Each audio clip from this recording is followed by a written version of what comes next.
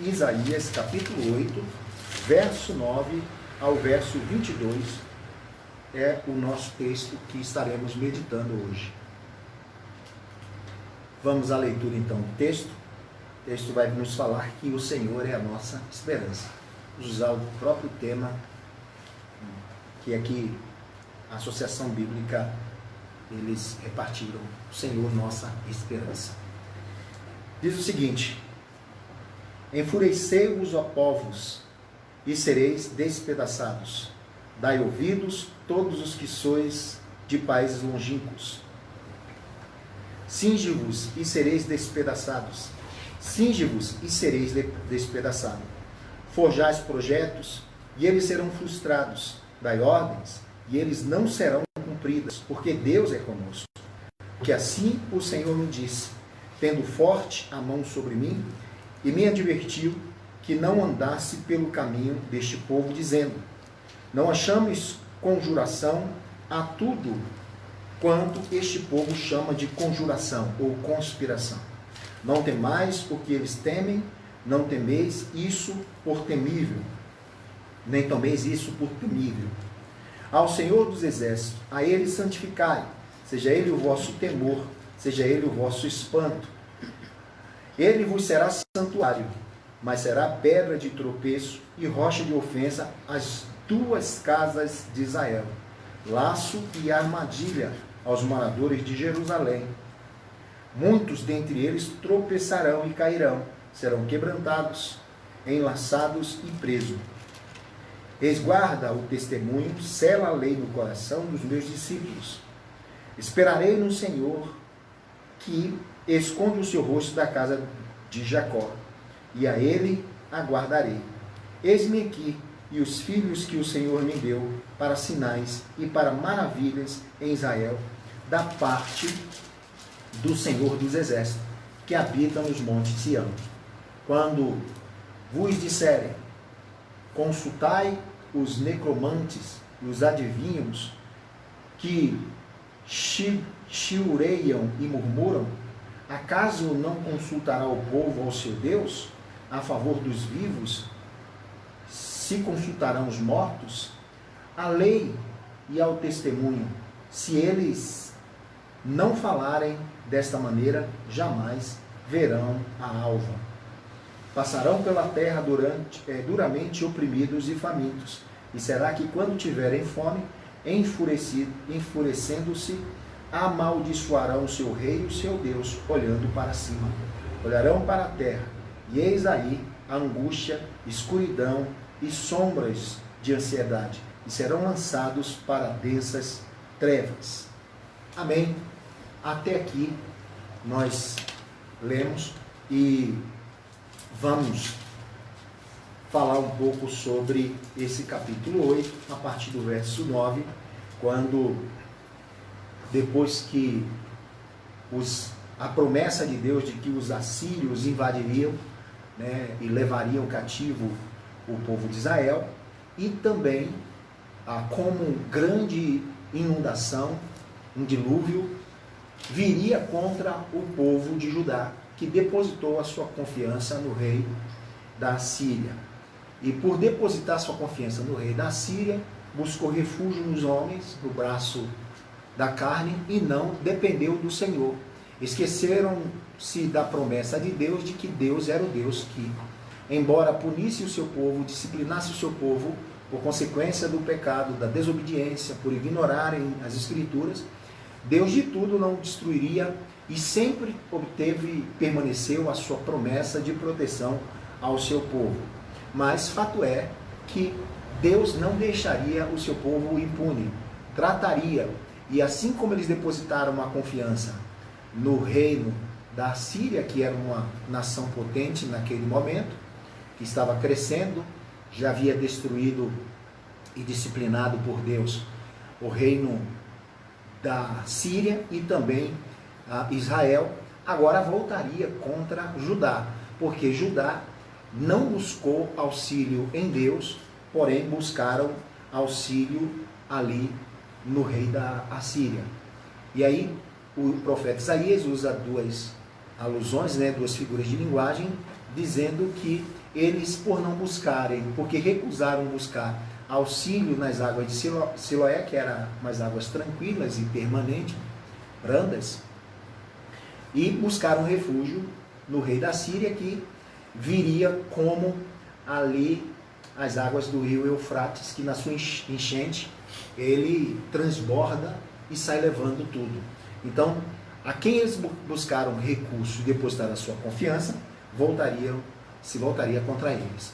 Mas isso era a mão de Deus punindo o seu povo. Lembrando que quando Deus trata o seu povo, quando Deus trata e disciplina o seu povo, trazendo juízo sobre eles no sentido de disciplina, Deus não destrói de todo.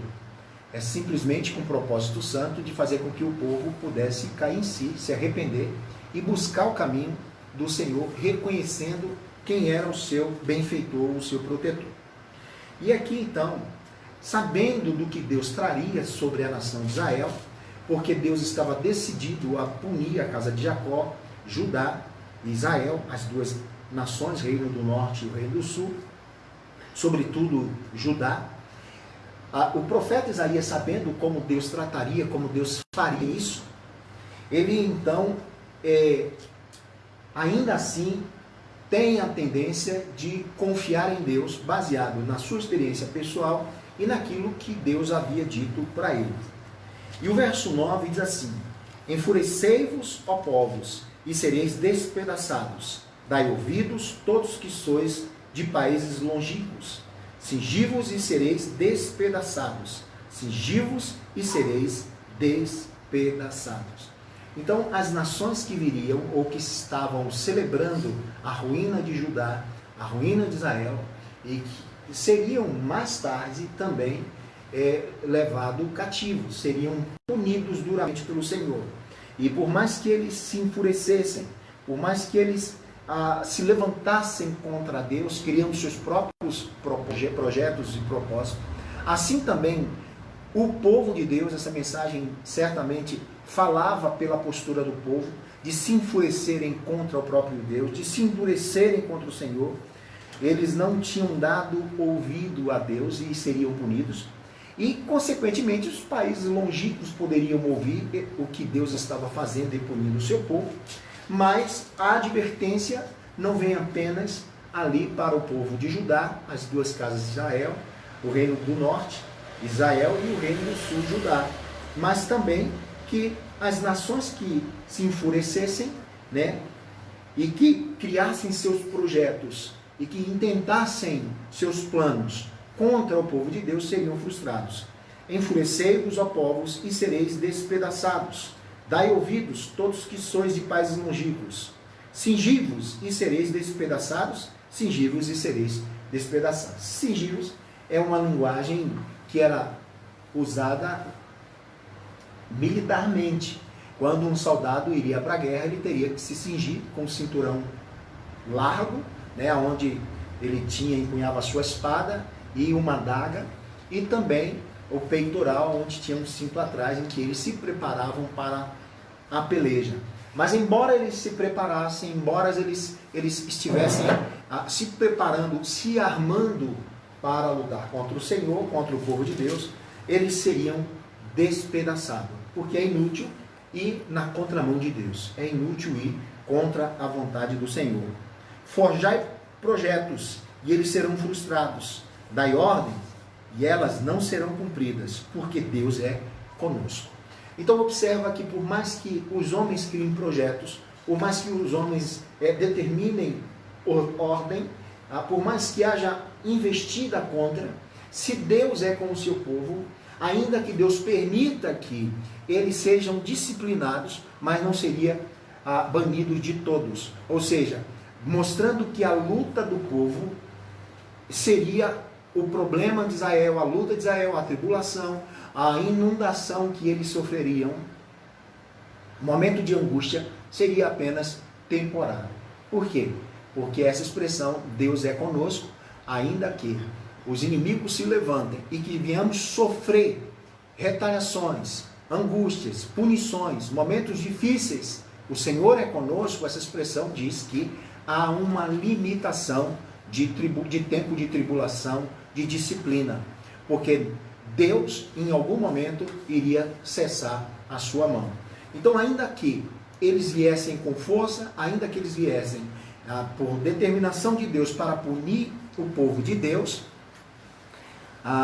até mesmo obedecendo a ordem do Senhor, ainda assim eles mais tarde seriam disciplinados. Mas eles não conseguiriam destruir o povo de Deus definitivamente, porque o que o profeta está dizendo e antevendo é que Deus é com ele. Embora Deus estivesse aborrecido, chateado com a postura do povo, com a desobediência do povo, ainda assim Deus não havia desistido do seu povo ou abandonado. Isso não significa que Deus não puniria o pecado. Essa expressão, Deus está conosco, não significa que Deus iria passar a mão pelo pecado. Ou seja, ele iria punir o pecado, mas que essa luta e essa disciplina seria provisória, seria temporariamente, não todo o tempo, até exterminar todo o povo. Havia aqui uma manifestação da graça de Deus e um cuidado de Deus. Embora a ordenança viesse do próprio Deus em punir o povo, essa expressão que o profeta diz, ele está determinando aqui que Deus iria apenas punir esse povo, mas que não iria exterminá-los para sempre. E que ainda que estivesse chateado, aborrecido com esse povo, com a postura deles de escarnecerem do profeta, não darem ouvidos à Escritura, à palavra do Senhor, às ordenanças do Senhor, ter posto sua confiança em homens e não no próprio Deus, ainda assim Deus era com ele. Mas esse Deus era com ele não é aquela ideia de um Deus passivo que permite todas as coisas. Não, eles seriam punidos, mas de tudo não seriam destruídos. O verso 11 nos diz o seguinte: porque assim o Senhor me disse, tendo forte a mão sobre mim, e me advertiu que não andasse pelo caminho deste povo, dizendo: não chameis conjuração ou conspiração, outra tradução traz conspiração, não chameis conjuração a tudo quanto este povo chama conjuração, não temais o que ele teme, e nem temeis, e nem tomeis isso por temível. Aí, agora o profeta usa uma expressão, falando ao povo que Deus agora estava falando pessoalmente com ele. Aqui Deus não está, nesse versículo 11 especificamente, Deus aqui já não está trazendo uma palavra, o profeta não está dizendo que é uma palavra que Deus trouxe para o povo, o seu povo, mas especificamente para o profeta. E qual era essa palavra? Que o profeta não andasse no caminho deles. Não que o profeta pudesse ser contaminado com a postura de Israel, de Israel e de Judá, sobretudo de Judá. E qual era a postura deles? Diante da dificuldade, diante da crise, diante de tudo que viria a acontecer, a tendência deles era olhar tudo, não colocando Deus como soberano nessa situação, mas achando que era simplesmente uma conspiração humana, que os homens estavam conspirando aleatoriamente, deliberadamente contra ele, contra esse povo, e que não havia o agir de Deus, como se fosse uma ação indiscriminada, uma ação que não tem controle e que viria contra esse povo para puni-lo. Então eles chamavam de conspiração. O mundo está conspirando, as nações estão conspirando, em tudo aquilo que eles estavam chamando de conspiração. Deus estava dizendo a Isaías que não era para ele ver com essa perspectiva, mas que ele passasse a ver tudo aquilo com a perspectiva de Deus, que não era conspiração e que não era uma ação humana, tudo que eles estavam sofrendo, que não era uma força descontrolada, mas que era o próprio Deus, a soberania de Deus que estava trazendo punição, disciplina para os seus filhos, para o seu povo. Então ele está convidando ao profeta Isaías para não cometer o mesmo erro, de na crise, na dificuldade, buscar auxílio na força humana, no ocultismo, no espiritismo ou em qualquer outra ação que não fosse o próprio Deus. Não buscasse a fonte original de luz, que era o próprio Deus, para os livrar da terra. Como o povo estava buscando auxílio e luz naquilo que não era a fonte original, que era o próprio Deus. Então eles abandonaram o Senhor, não via mais o Senhor como soberano, como autor das ações no meio do seu povo, E eles tratavam como conjuração, como conspiração, como se fosse a própria vontade alheia do homem que veio impor sobre eles disciplina, como se o Senhor não tivesse domínio sobre o seu povo. Então Deus convida o profeta a ter uma perspectiva diferente, não olhar como eles estavam olhando em tempo de crise, em tempo de dificuldade. Mesmo o profeta sabendo que Deus tinha virado o rosto da casa de Jacó, do seu povo, porque Deus muitas vezes vira o rosto para o seu próprio povo, e isso é por consequência da atitude de rebelião que o seu povo estava tendo para com Deus, Deus vira o seu rosto. Então a casa de Israel e a casa de Judá tinham virado o rosto para Deus. Não apenas Israel, mas Judá também tinha virado o rosto para o Senhor. Virado as costas para o Senhor, e o Senhor virou o seu rosto, trazendo nações para puni-lo. Mas embora eles projetassem, embora eles sigissem para tudo isso, Deus ainda era com o seu povo, e isso significava que eles iriam apenas infligir sobre o povo apenas o que Deus havia determinado, mas que eles não iriam vencer de todo o povo de Deus, porque Deus era com o seu povo. Ok? E aí então Deus chama o profeta para que olhasse não na perspectiva desse povo, quando parece tudo está perdido, quando não há luz, quando não há perspectiva de absolutamente nada, nós achamos que muitas coisas estão fora do controle e não olhamos Deus como o Senhor de todas as coisas, Deus soberano. Então Deus estava dizendo ao profeta para que não perdesse a sua perspectiva de Deus, sabendo que Deus era de fato soberano. E é isso que ele vai dizer. Em nenhuma forma, em nenhum momento ainda que pudesse, parece que o profeta Isaías, ele não iria ceder o seu caminho, mudar a sua forma de ser, seguindo o caminho do povo. Isso, o texto parece que jamais Isaías seguiria isso. Mas ele está advertindo porque possivelmente os seus discípulos pudessem estar cedendo, pudessem estar pensando como o povo, indo pelo mesmo caminho do povo. Então Deus chama o profeta para que isso não acontecesse com o profeta, e o profeta não perdesse a visão da soberania de Deus, do domínio de Deus, e que Deus tinha um controle de todas as coisas, mesmo que o profeta estivesse vendo que Deus havia virado o rosto da casa de Jacó. Então, verso 11 diz assim: porque assim diz o Senhor, assim o Senhor me disse, tendo forte a mão sobre mim, e advertiu que não andasse pelo caminho deste povo, dizendo: não chameis conjuração a tudo quanto este povo chama conjuração, não temais o que eles temem, nem tomeis isso por temível. Ao Senhor dos Exércitos, a Ele santificai, seja Ele o vosso temor, seja Ele o vosso espanto. Então ele vai dizer, santificai ao Senhor. E essa expressão santificai ao Senhor é dar ao Senhor a honra, é dar ao Senhor o devido lugar na história, dos fatos que estavam acontecendo a Israel.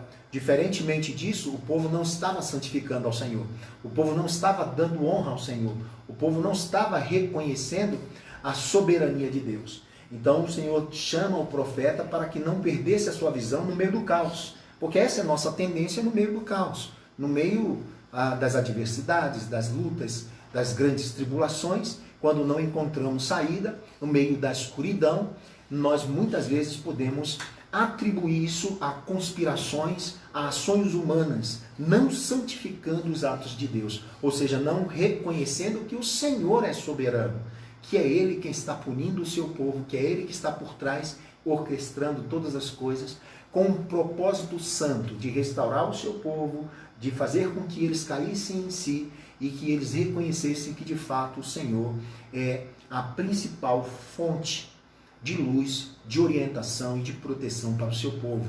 Por isso, o Senhor vai dizer a Isaías, não temais o que eles temem, nem que, deixa eu ser fiel aqui ao que o texto diz, não temais o que eles temem, nem tomeis isso por espanto. Porque o que Deus queria que o profeta soubesse, apesar do caos que estava se estabelecendo, é que isso não era algo que ele deveria se espantar, porque ele, como profeta, deveria saber, sobretudo, que é o agir de Deus. Então, situações que nós vivemos, obviamente, boas, nós atribuímos com facilidade a Deus. Mas muitas situações que passamos, nós atribuímos a conspirações, conjurações, muitas vezes a ação do inimigo. E esquecemos que Deus, Ele é soberano e é Ele que é o Senhor da história. E é Ele quem determina os fatos, Ele quem determina todas as coisas. E que o profeta santificasse ao Senhor, não fizesse como os outros, que escolheram atribuir aos homens, aos poderosos, como se fosse uma grande conspiração contra eles, obras do acaso, simplesmente atribuindo o poder ao homem, que o homem tinha o poder e o domínio de fazer tudo o que eles quisessem. Esquecendo que Deus era Senhor dessa nação, que Deus era com esse povo, e ignorando os sinais de Deus, ignorando muitas vezes a presença de Deus. Esse povo não estava buscando a Deus, não confiava mais em Deus, né? Eles não buscavam mais respostas em Deus, muito pelo contrário. Eles iam através do ocultismo, através dos recursos humanos, buscando auxílio. Por isso Deus vai dizer ao profeta que no meio da crise, quando todos se perdessem, porque Deus estava virando as costas para Jacó, o profeta e os seus discípulos não perdessem a perspectiva de Deus, a visão de Deus. E isso serve de consolo e de conselho para nós. Porque a tendência nossa é quando nós estamos atribulados e que parece que só há trevas ao nosso redor e que não encontramos luz, não encontramos saída, a tendência muitas vezes é buscar recurso em outras fontes. Esquecendo de santificar a Deus, que Ele é o Senhor de todos os propósitos, Senhor de todas as coisas. Tudo que acontece tem a mão de Deus, a permissão de Deus, o agir de Deus. Não cai uma folha de uma árvore, um fio de cabelo, sem que Deus permita. Nós não podemos perder essa visão. Por que Deus está dizendo isso para o profeta? Porque quando viesse a crise, o seu coração não temessem o que eles temiam. E que eles não se espantassem, que não tomasse por espanto aquilo que o povo estava tomando por espanto, mas que ele sabia exatamente que era a mão de Deus. E porque era a mão de Deus, Deus ainda assim iria cuidar. E Deus iria preservar o profeta, independentemente da crise e de ter virado as costas para Israel. Isso nos mostra que quando santificamos, damos a honra a Deus, a proeminência a Deus, prioridade em Deus, Deus é a nossa fonte, a fonte de todas as coisas. Ainda que se estabeleça crises, guerras, dificuldades, situações completamente adversas, Deus preserva.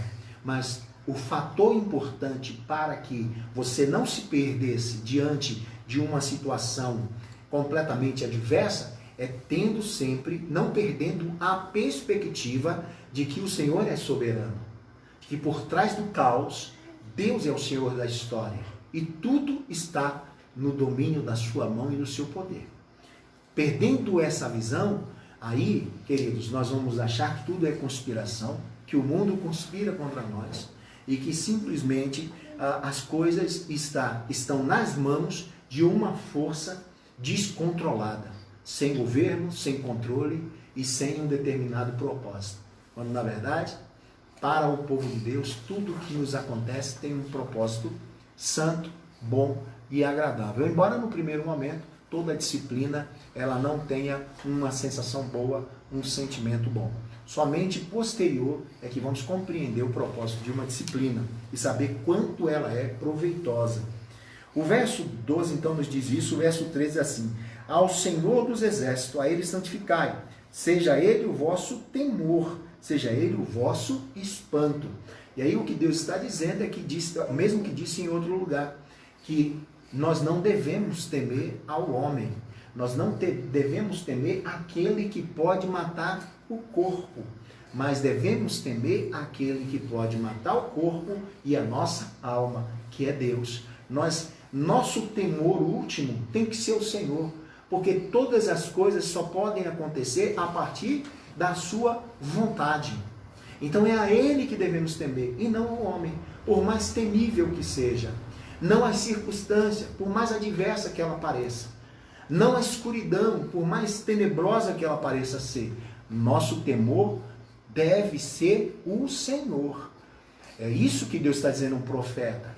Embora ele estivesse vendo tudo aquilo, ele não perdesse a perspectiva de Deus e aprendesse a olhar como os homens, os judeus, e também o povo de Israel estavam observando e fazendo a leitura de tudo que estava acontecendo. A nossa leitura tem que ser olhar tudo o que está acontecendo, mas com olhar em Deus.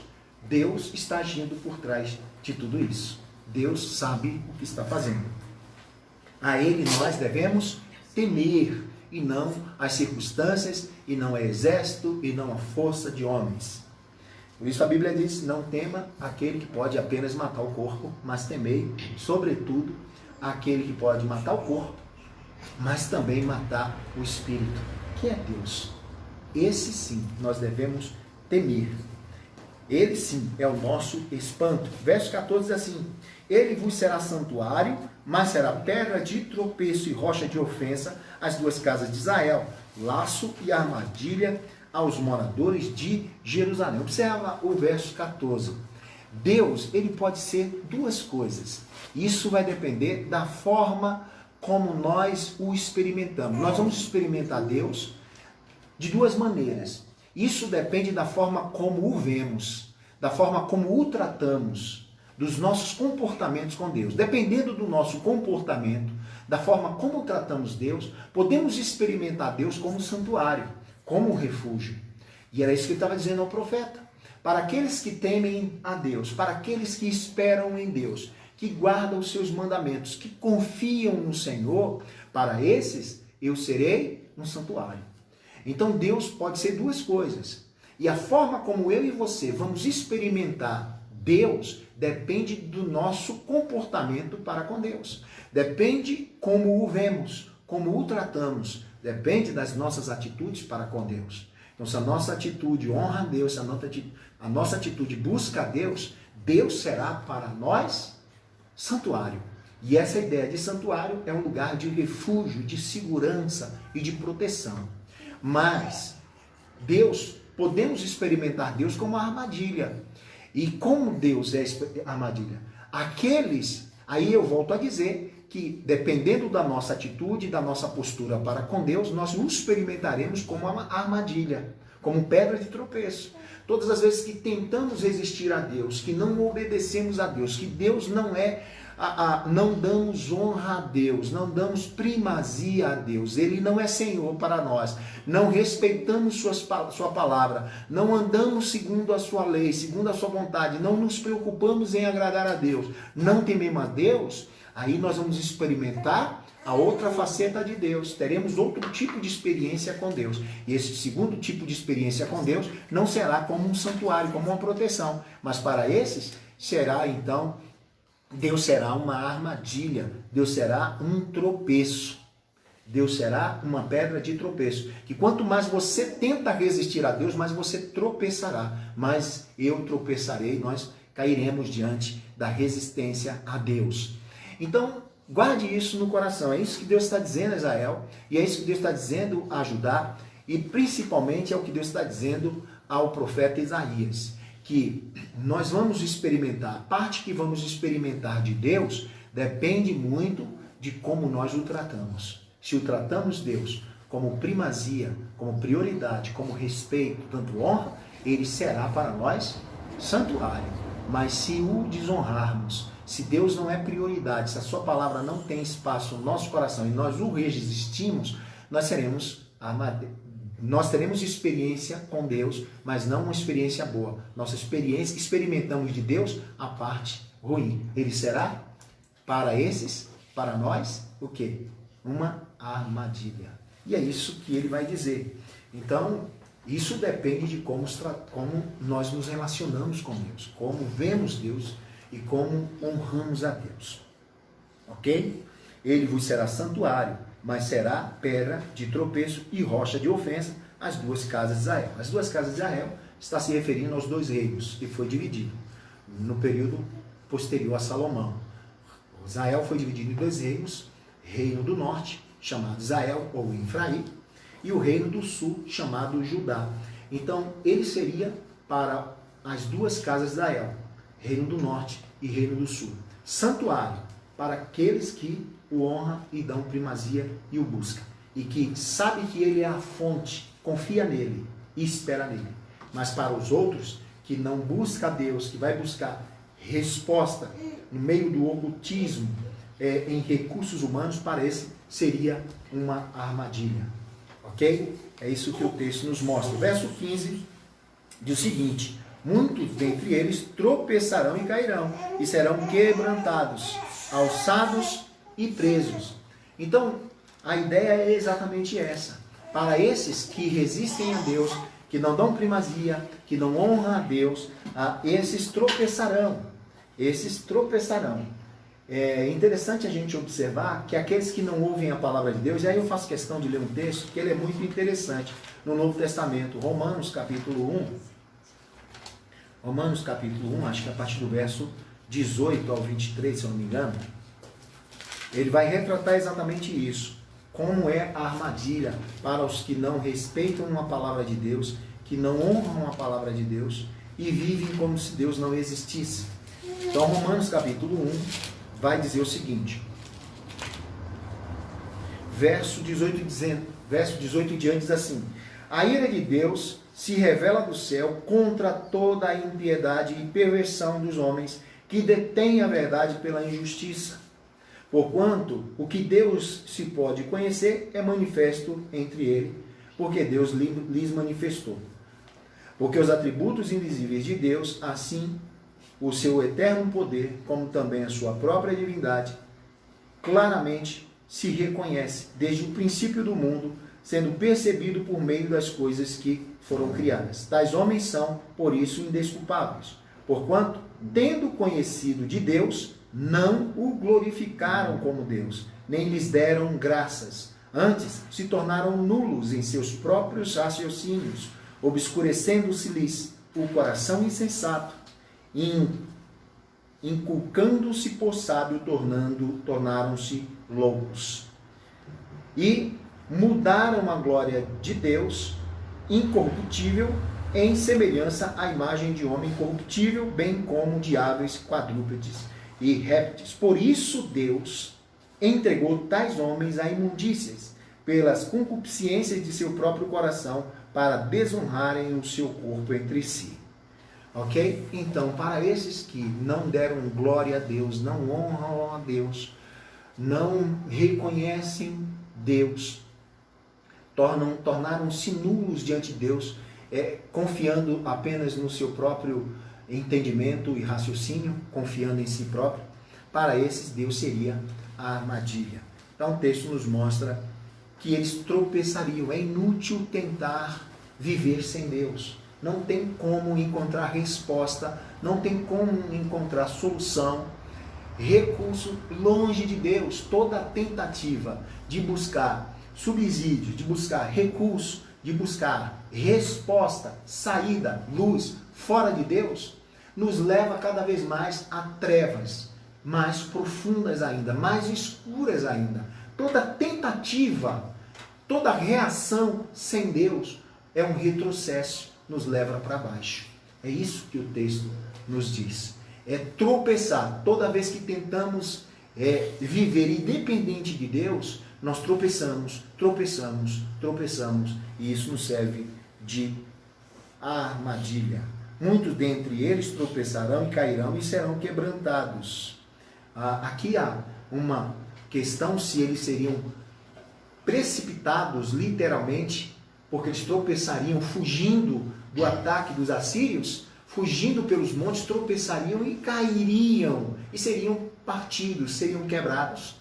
Tem essa interpretação literal, mas também tem a interpretação espiritual, que diante da dor, diante dos tropeços da luta, eles podem aprender e serem quebrantados no sentido de reconhecerem que não existe vida, não existe luz, não existe respaldo, não existe direção e saída fora de Deus, sem o auxílio de Deus. E eles aprenderiam e entenderiam exatamente isso.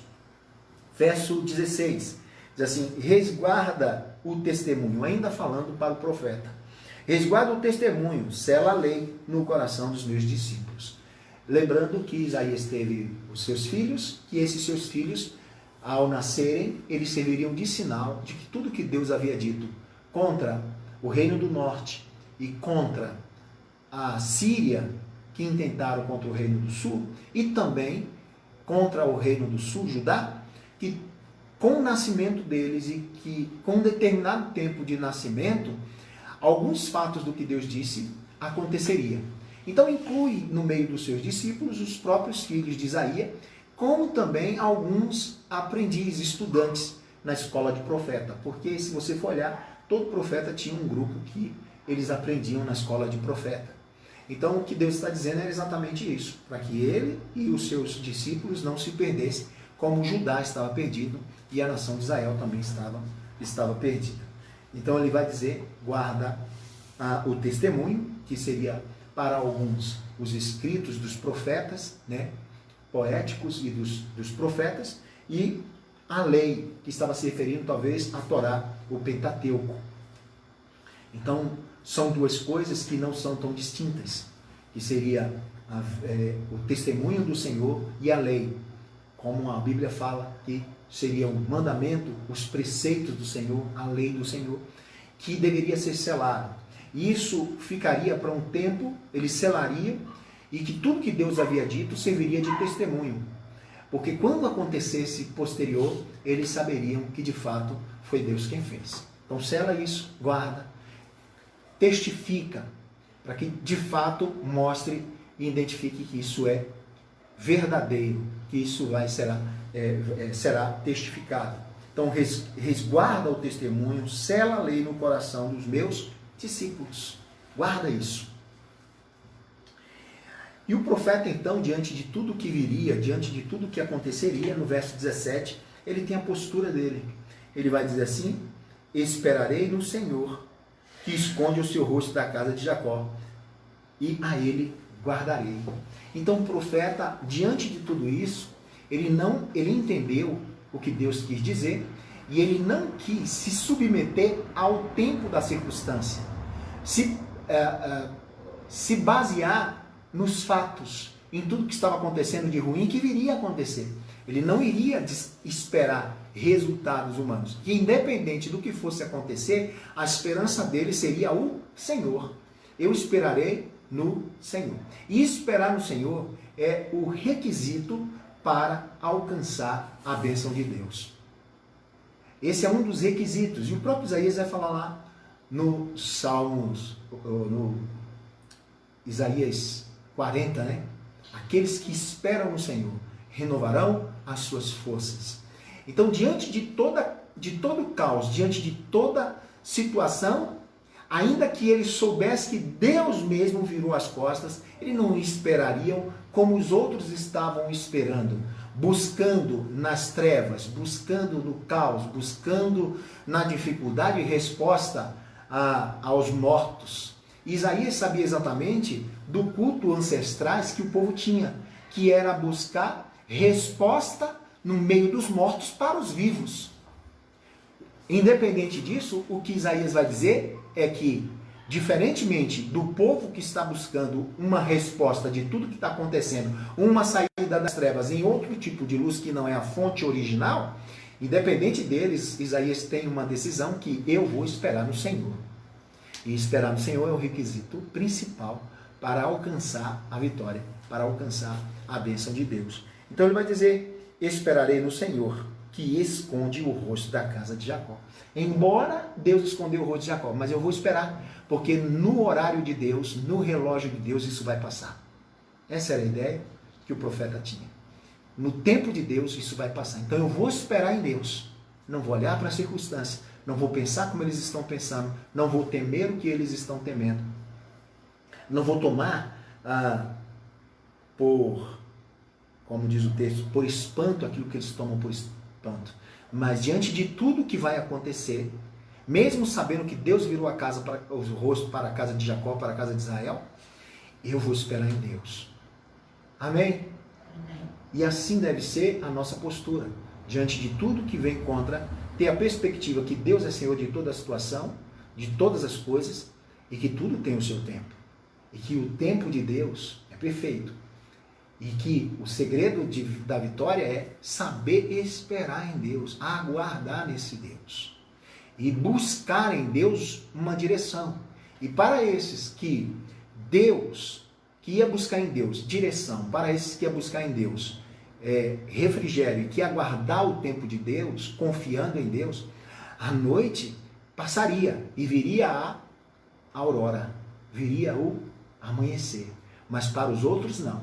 Para os outros que negaram a Deus, que não confiaram em Deus e que foram buscar resposta em ocultismo, foram buscar resposta em espiritismo, buscar resposta na necromancia, a esses então a noite seria uma treva que não amanheceria, que não teria aurora, não teria o alvorecer, seria sempre escuro. Então só tem um caminho para encontrar a luz, só tem um caminho para encontrar a saída, é o próprio Deus. Até porque a treva não existe. O que existe na verdade é a ausência da luz. Amém? Olha só, verso 18: Eis-me aqui e os filhos que o Senhor me deu para sinais, para maravilhas em Israel, da parte do Senhor dos exércitos que habita no Monte Sião. Quando vos disserem, consultai os necromantes e os adivinhos, que chiureiam e murmuram, a ideia aqui é que eles balbuciavam, eles sabiam que nesses cultos de culto aos mortos, eles, a busca dos adivinhos, eles transmitiam um som como de passarinhos ou balbuciavam, como se fosse um ventrículo, muitas vezes, aquele boneco que alguém fica falando. Então, o que Isaías está dizendo é que eles vão buscar auxílio naqueles que só apenas balbucia, aquele que apenas articula o movimento, sem nenhum sentido, sem nenhum propósito. E é isso que ele diz: quando vos disserem, consultai necromantes e os adivinhos, que chiureiam e murmuram, acaso não consultará ao seu Deus a favor dos vivos, se consultarão os mortos? A lei e o testemunho, se eles falarem desta maneira, jamais verão a alva. Ou seja, se eles buscarem a necromancia, se eles buscarem adivinhos, se eles buscarem o ocultismo como resposta, buscando direção na hora da crise, as trevas sempre serão trevas. Eles permanecerão na escuridão. A noite não terá o alvorecer, não terá a aurora, não verão a aurora. Ok? E é isso que o texto diz. Passarão pela terra duramente oprimidos e famintos. E será que, quando tiverem fome, enfurecendo-se, amaldiçoarão o seu rei e ao seu Deus, olhando para cima. Porque quando o homem está no caos, está na crise, se rebela contra Deus, e tropeçam porque estão resistindo a Deus, não conseguem sair e vai buscar resposta naquele que não é fonte, naquilo que não é a fonte original, não é o próprio Deus, não é a luz. Enquanto ele não busca essa luz que é em Deus, eles permanecerão em trevas. E será difícil a sua vida. E aí só resta olhar para o céu, amaldiçoar o seu rei pelo que estão vivendo e olhar para o céu e amaldiçoar o seu Deus. O verso 22 diz assim: olharão para a terra e eis aí a angústia, escuridades e sombras de ansiedade e serão lançados para densas trevas. Agora, quando eles estiverem em angústia, eles vão olhar para o céu e amaldiçoar Deus. E quando eles olharem para a terra, buscando resposta na terra, eles imergirão mais ainda nas trevas. Porque se eles não conseguem sair daquilo, a resposta deles não está na terra.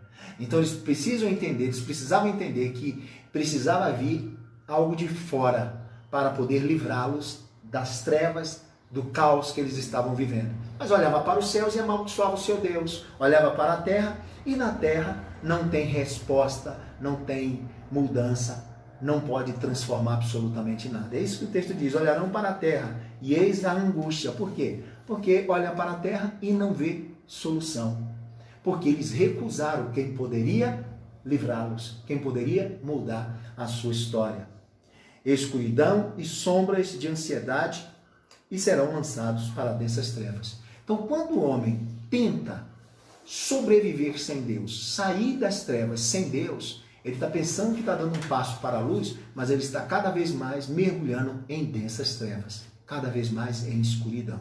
Só tem uma saída, é a luz divina. E essa força, essa transformação e essa mudança tem que vir de fora, não da terra. E aí é o tema do capítulo 9, o nascimento do Messias. Quando vai falar do menino que nos nasceu, o Filho se nos deu, tudo estava em trevas e veio uma grande luz. A luz é do alto, é o Senhor. Amém? Que o Senhor nos abençoe. Nós encerramos